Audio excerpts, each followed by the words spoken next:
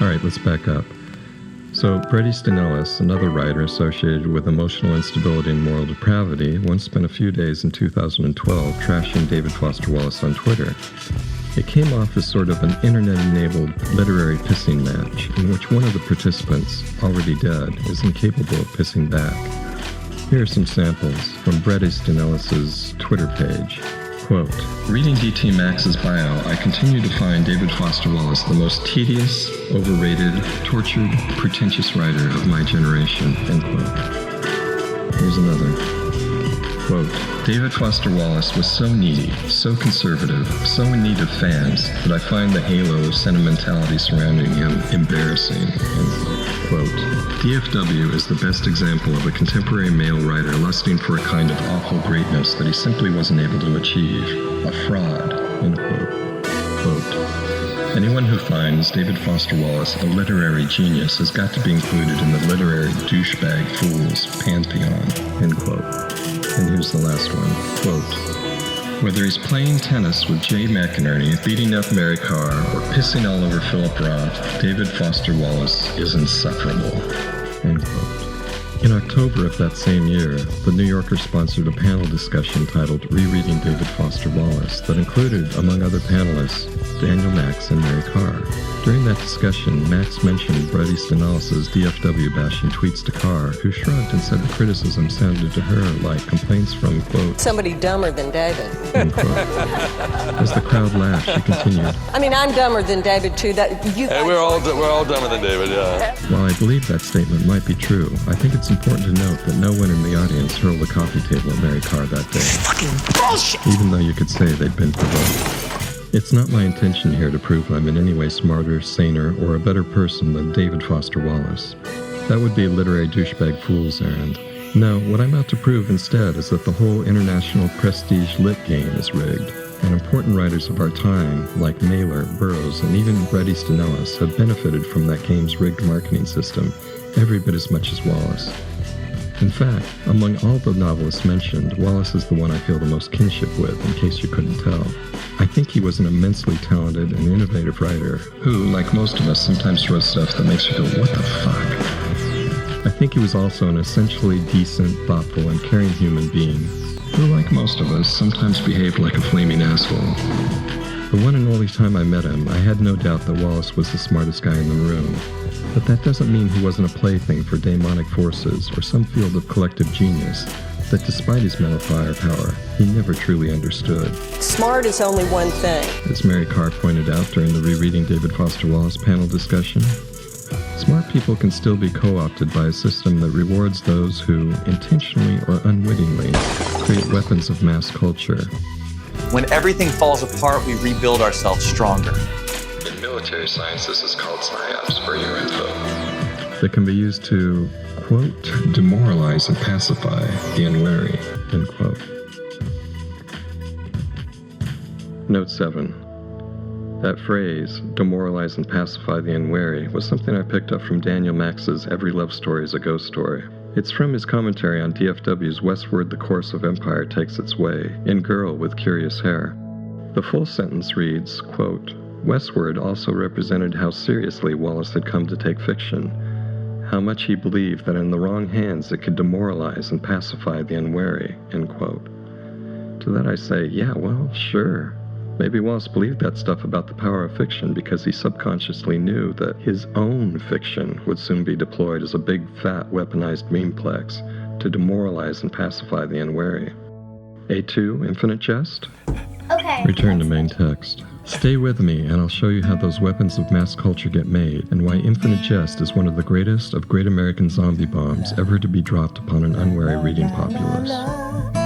La la la la la la la. La la la la la. La la la la la la. La la la la la la la. La la la la la. Fuck you, America, for being so full of lies, for being biggest and baddest of everything that is violent, destructive, and fearful about humanity.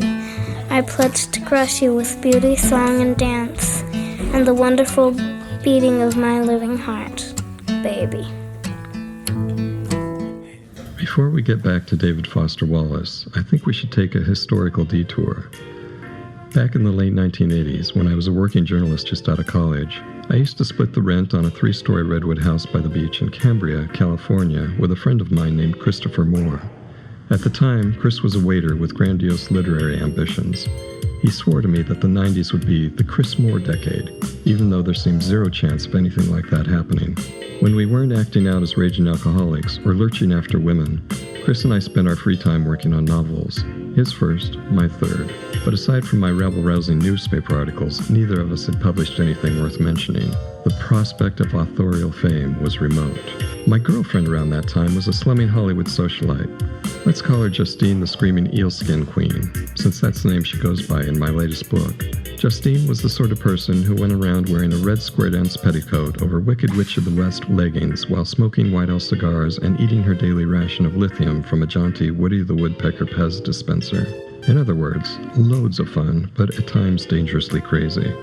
She once broke a lamp over my head because I wanted to read in bed on a Saturday night. Justine's best friend JJ was friendly with a literary agent at a scrappy little boutique agency in Beverly Hills or Studio City or someplace like that. And when Chris finished writing his novel, which he'd titled Practical Demon Keeping, JJ gave the manuscript to her agent friend on Justine's recommendation. Here's where things got weird. The agent passed around that unpublished first manuscript by an unknown writer and somehow started a bidding war for it among several major movie studios. It ended up selling to Disney for $400,000. Holy shit, right? $400,000 bought a lot more back in 1990 than it does now. Little Brown and Company's advance for Infinite Jest in June of 1992 was just $80,000 for the sake of comparison, and David Foster Wallace was already an established writer with 2 successful books behind him at that point. Chris's score was big news in our little coastal community. I contacted a friend of mine at a regional arts and entertainment weekly called New Times that I wrote for occasionally, a guy named Todd, and I told him the story.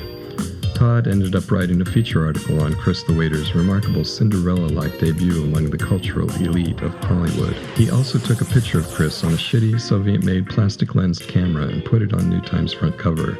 Chris, with his usual narcissistic flair, immediately went out and purchased a shiny new gold Nissan 300ZX on a no-money-down plan, using the New Times article as his only credit reference.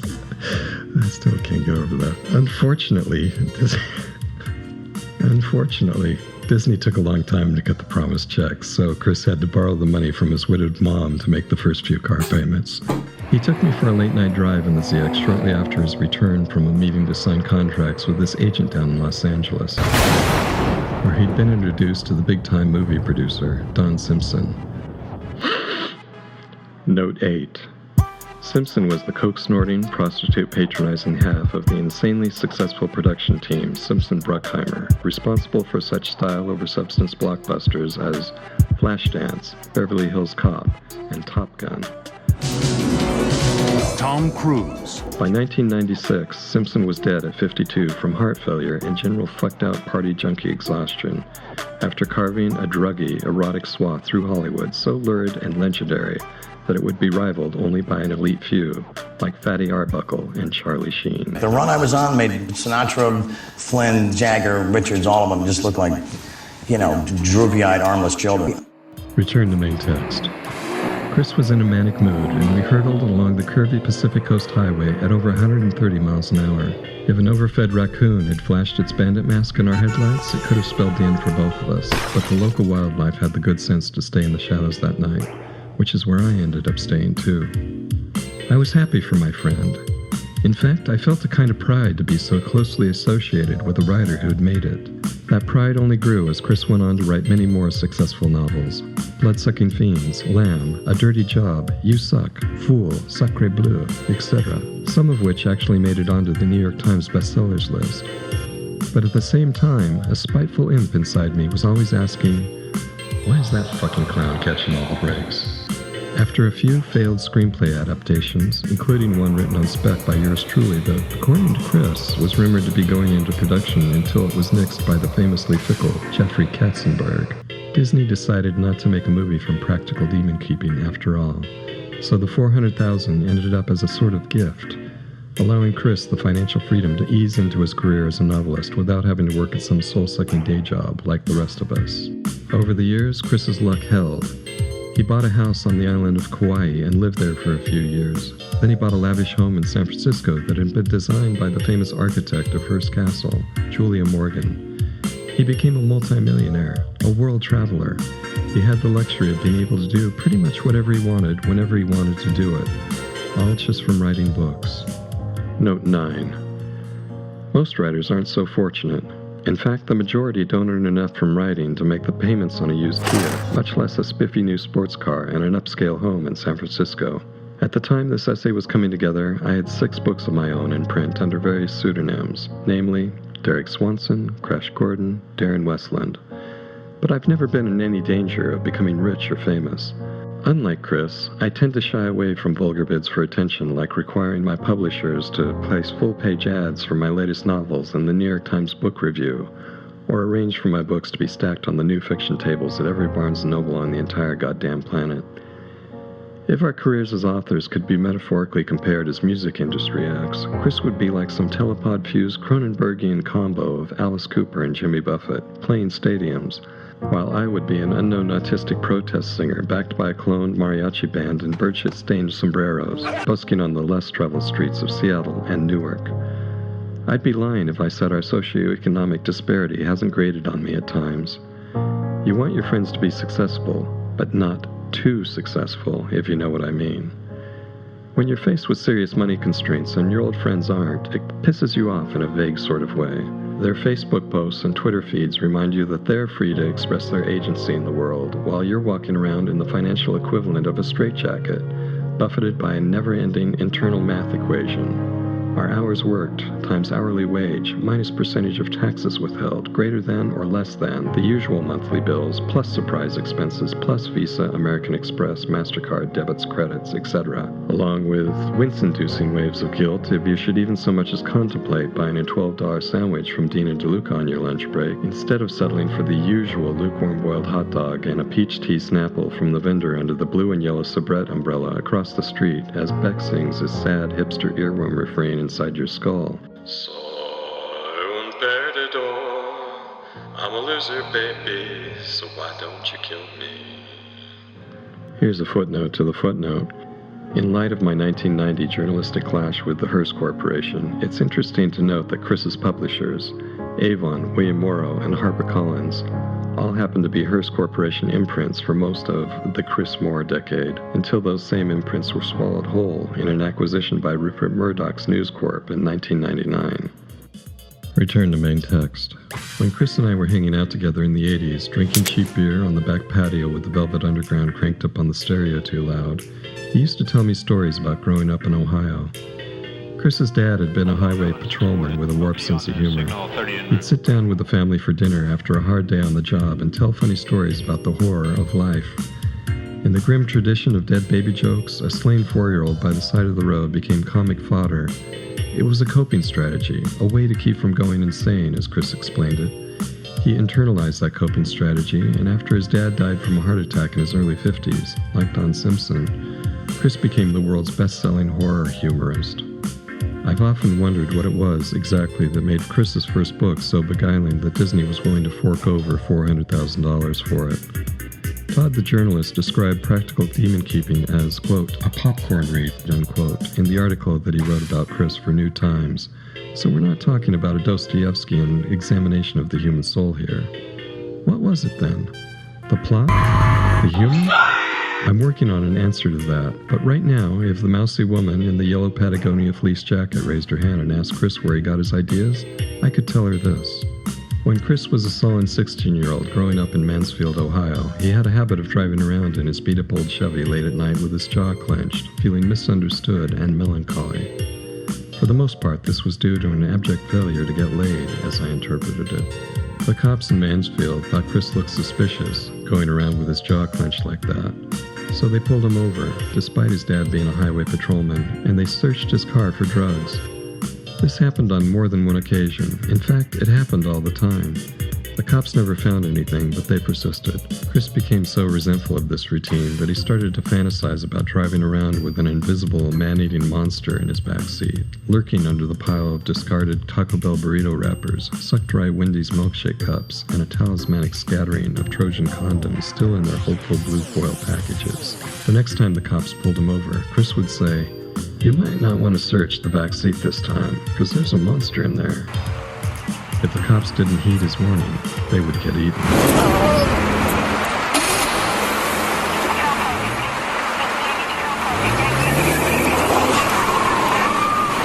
That's basically the plot of Practical Demon Keeping.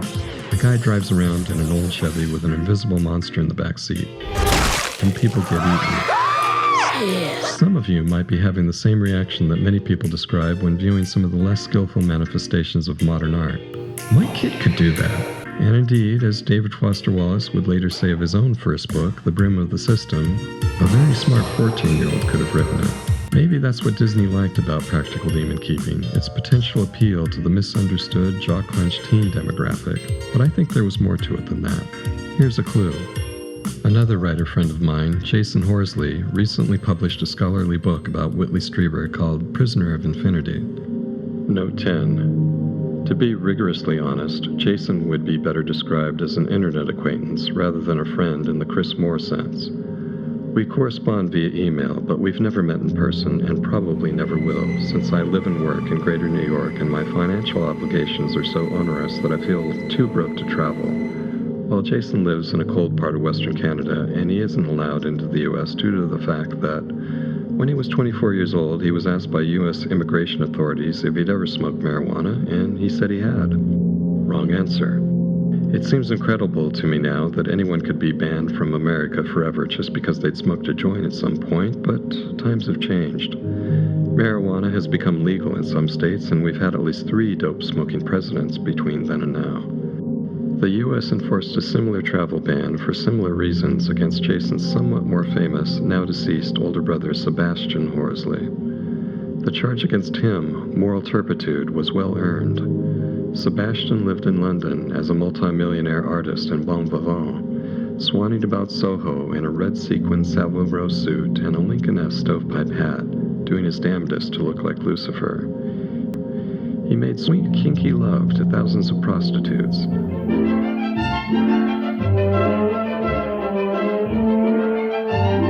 Hello, I'm Sebastian Horsley. Welcome to Sebastian Horsley's Guide to Whoring.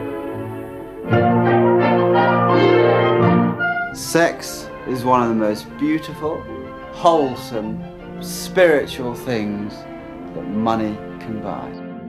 He managed to get himself crucified in the Philippines. I was crucified, properly, nailed to a cross. And then, of course, the whole thing went wrong.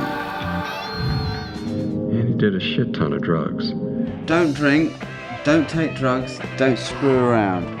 Leave all that to me. He was spending over 100,000 pounds a year on crack before he took up heroin with equal abandon. It's a safe bet Sebastian was high every time he was interviewed on television. His sporadic attempts to get clean never lasted very long. At one point, he and Nick Cave traveled to, quote, the phantom city of Azuera with its medieval air to try and get off heroin, end quote. They failed. Sebastian's excuse? This is me in the desert. Sebastian, this is Nick Cave on a camel. We went to Azuera to try and get off drugs and failed miserably. Didn't tell us that there was opium tea in Azuera. He's better looking. In 2007, Sebastian cashed in on his louche lifestyle by publishing a best-selling book about his experiences called Dandy in the Underworld. There was even some loose talk about turning Dandy in the Underworld into a movie, with a screenplay to be written by British film director Alex Cox, whose previous works include Repo Man, Sid and Nancy, and a contested screenplay credit for Fear and Loathing in Las Vegas. Jason, in contrast to Sebastian, had disinherited a considerable fortune in 1991, motivated by a lovelorn fit of self-abnegation, and then exiled himself to a beggar's life on the streets of Morocco. He now works 2 days a week in a Canadian thrift store, which he owns, and lives in a former crack house, which he renovated in his spare time. I imagine Jason must have gazed upon his big brother's ever-increasing celebrity with a jaundiced eye, perhaps wondering to himself, as I too have wondered, why is that fucking clown catching all the breaks? But then Sebastian died from a drug overdose in 2010 at the age of 47, and his lurid run of luck was over. The world had one less fucked-out party junkie to kick around. Are you beginning to see a pattern here? If not, consider this. Why do you think the New York Times used the word naturally in the sentence describing the reception for the new memoir, How to Murder Your Life, from former Condé Nast beauty editor and rampaging, unrepentant drug addict, Kat Marnell? Quote, naturally, she got a book deal and a $500,000 advance from Simon & Schuster, end quote. You have to wonder if Simon & Schuster's secret agenda is to create more human misery and abjection in this world. This isn't a new phenomenon. The I'm Such a Glamorous Fuck-Up memoir dates back to the publication of Thomas de Quincey's Confessions of an English Opium Eater in 1821, if not earlier. It probably seems naive to ask why books of this sort are so popular, but I'm asking anyway. Why do confessional tales of debauchery, dissolution, and self-destruction appeal to us on such a deep level? To cite just one egregious example, why is Malcolm Lowry's Under the Volcano number 11 on the Modern Library 100 Best Novels list? In what is probably my all-time favorite book review, Martin Amos's Lowry, In the Volcano, Amos summed up what he'd learned from reading Gordon Bowker's Pursued by Furies, A Life of Malcolm Lowry. Quote, while most schoolboys dreamt of becoming engine drivers or kettle punchers, little Malcolm dreamt of becoming an alcoholic. And the dream came true. Excluding a few dryouts in hospitals and prisons and the very occasional self-imposed prohibition, Malcolm Lowry was shit-faced for 35 years, end quote. In this writer's opinion, Sebastian Horsley probably gave us the best summation of the whole sordid addiction memoir business when he quipped, I've suffered for my art. Now it's your turn. My only terror is the terror of being understood. Return to main text. Jason recently published a scholarly book about Whitley Strieber called Prisoner of Infinity. Jason's thesis, way oversimplified here by my no doubt imperfect understanding of it, is that Whitley started inventing crucial fictions, or conflicted narratives that both explain and obscure the weird facts of his existence, because his perceptual reality had been hijacked by some sort of trauma-based mind control programming. Whitley's the guy who wrote Communion, the famous book about how he got butt-raped by aliens, in case you didn't know. But before Whitley published that allegedly true account of intergalactic bestiality and lust for a rumored $1 million advance, he was a novelist like Chris. Check out Jason's description of Whitley's pre-Communion career arc and see if you can pick out what Chris and Whitley have in common. A press kit for Majestic in 1990 said, quote, before he became a writer, Strieber worked first in the newspaper business, then in the film business, and finally in the advertising industry, leaving in 1978 as a vice president, end quote. 1978 was the year Strieber published his first novel, The Wolfman, which became a bestseller and was turned into a Hollywood movie in 1981, the year he published The Hunger, which also became a Hollywood movie. Both books were about a hidden, supernatural, highly intelligent predator that sees humans as its rightful prey. Okay, so maybe that was too easy, but the question you should be asking yourself right now is, why does Hollywood so richly reward writers whose first books are about hidden, supernatural, highly intelligent predators that see humans as their rightful prey? What the hell is up with that? A partial answer might be found in Chris Moore's fifth novel, The Lust Lizard of Melancholy Cove. In that book, a horny sea monster named Skippy rises from the ocean depths to feed on depressed people. Which leads us right back to David Foster Wallace. Note 11. There's more to the Lust Lizard story, of course. After I parted ways with a slumming Hollywood socialite, but before I moved from Cambria to Seattle and hooked up with the radio DJ, I spent a few tumultuous years living with a beautiful but hopelessly alcoholic former lingerie model and aspiring lady shaman, who, for the sake of discretion, I'll only refer to by her initials, MM. MM was quite frank, almost cheery, about her long history of substance abuse.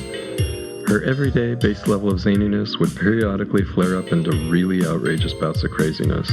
like the time she slipped off her lacy black panties in the middle of a crowded sushi restaurant, and not so demurely horked up a half-masticated chunk of raw mackerel into the Kotex-lined crotch of said panties, in lieu of using a napkin, I guess. Or the time she got high on ayahuasca, hoping for a really fun shamanic journey, and instead frothily shit the bed.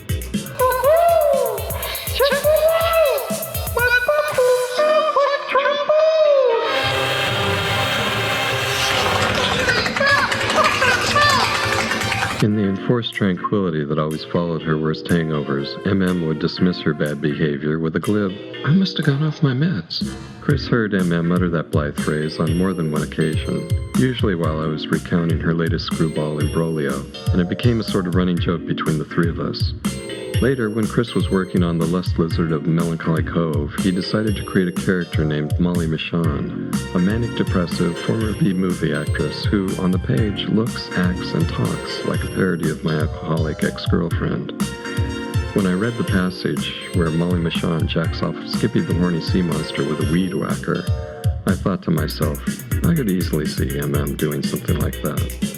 Although I'm sure Chris would deny it, I'd even go so far as to suggest that MM was the inspiration for the main thrust of Lust Lizard's plot. The book starts off in a small coastal town, a barely disguised Cambria, where a well-liked psychotherapist decides to conspire with a local pharmacist to take all of her depressed patients, quote, off their meds, unquote, in MM's parlance, without telling them. The psychotherapist does this for noble reasons, but of course it leads to emotional chaos for the town's citizens.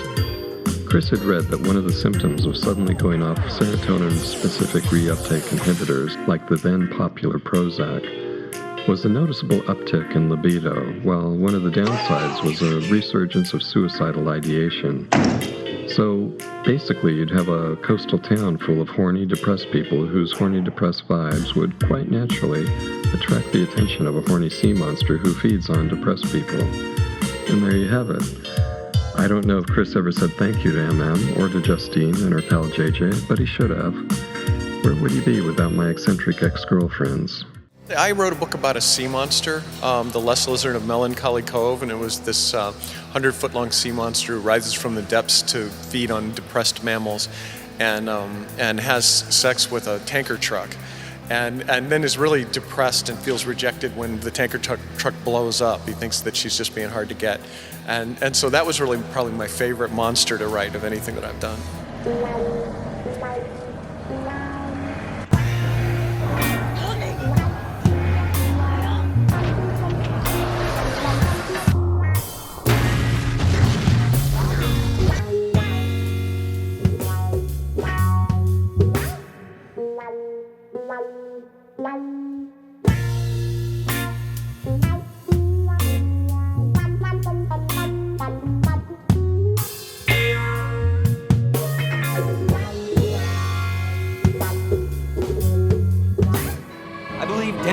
May very well have been the Antichrist. I believe Hobbes is just Rousseau in a dark mirror. I could interface you guys right under the table.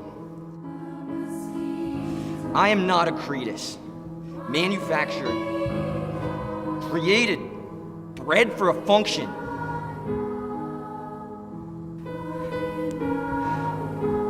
Please don't think I don't care.